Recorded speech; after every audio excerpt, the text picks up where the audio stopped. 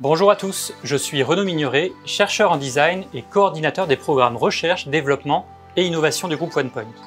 J'évoquais avec vous dans une première vidéo la définition de la recherche design, cette discipline indisciplinée qui permet de créer du lien entre les enjeux académiques et industriels. Dans cette nouvelle vidéo, nous allons nous pencher sur la valorisation de la recherche design en entreprise. Autrement dit, est-ce que la recherche design, c'est rentable? Allez, on décrypte.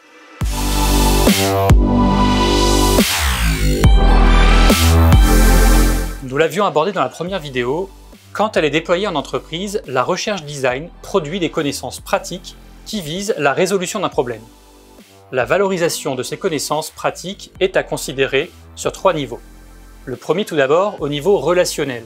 Le design participe au décloisonnement de la recherche puisqu'il réunit chercheurs et métiers d'une entreprise autour d'un projet commun. Et oui, rappelons-le, la recherche design est participative, loin d'être réservée à une petite caste isolée. La connaissance générée est plus facilement capitalisée car partagée dans une équipe mixte, ce qui en assure une montée en compétences globales des collaborateurs impliqués.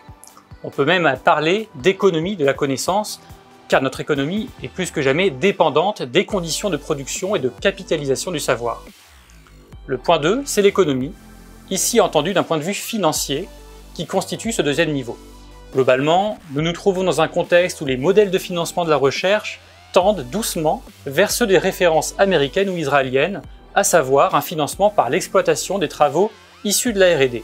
Parce qu'elle est généralement assimilée à un centre de coût, la valorisation de la recherche reste un équilibre périlleux qui implique nécessairement une stratégie de R&D volontariste de l'organisation.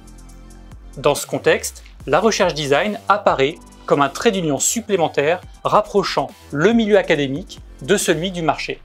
Et quand on parle de marché, il s'agit de propriété intellectuelle via des licences ou brevets, de prototypes, de solutions techniques commercialisables, de prestations de recherche industrielle. Tout ça fait partie des aboutissants valorisables qui émergent de la recherche design.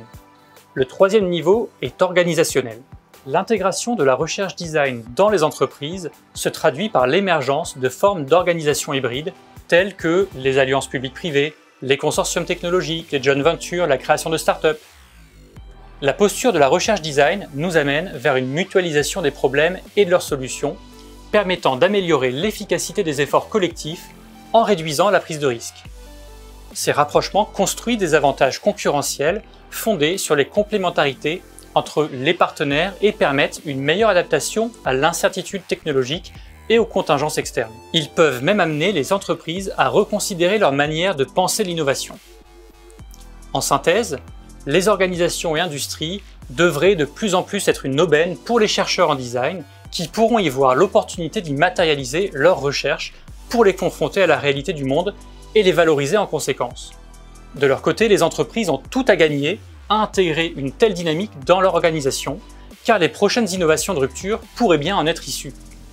OnePoint a par ailleurs initié une thèse en psychologie et en design autour du métavers.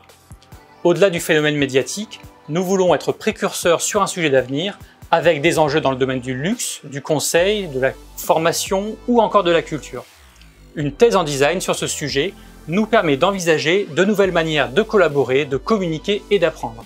Un de nos objectifs est de concevoir un actif technologique valorisable à partir de nos expériences de terrain, des opportunités marché et avec bien sûr des partenaires académiques.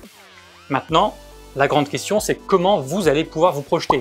Les défis sociétaux ne manquent pas, les partenaires potentiels non plus, et la recherche design fait partie des leviers activables par les organisations pour les anticiper.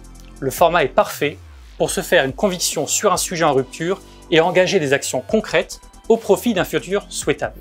Si vous avez réussi à vous détacher de l'idée romantique du design comme moyen de concevoir de beaux objets, n'hésitez pas à nous contacter pour approfondir le sujet. Merci à vous.